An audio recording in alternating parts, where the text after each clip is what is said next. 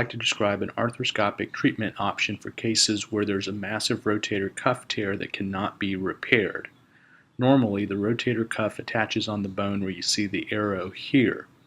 In this case, the rotator cuff is pulled off of the bone and is severely retracted and cannot be pulled back to its normal insertion. As a result of this, the ball has migrated toward the top of the shoulder because the rotator cuff is not there to prevent that, and now the ball is sitting outside of the normal socket. Traditionally, what we would do is a reverse shoulder replacement, which is a big operation. Now we have the ability to sew in a patch that will prevent the ball from coming out of the socket. This can be done all arthroscopically.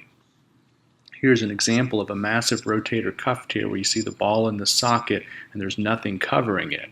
This is the rotator cuff, but there's really no healthy tissue there that can be pulled back.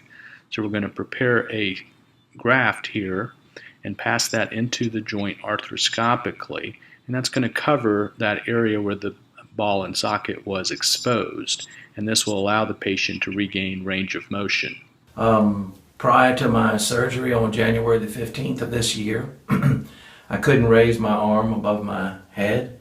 I couldn't put my hand behind my head like this. If I did, I would have to take the other hand and move it down when I was relaxing. And now, after my surgery, I'm pain-free. Okay.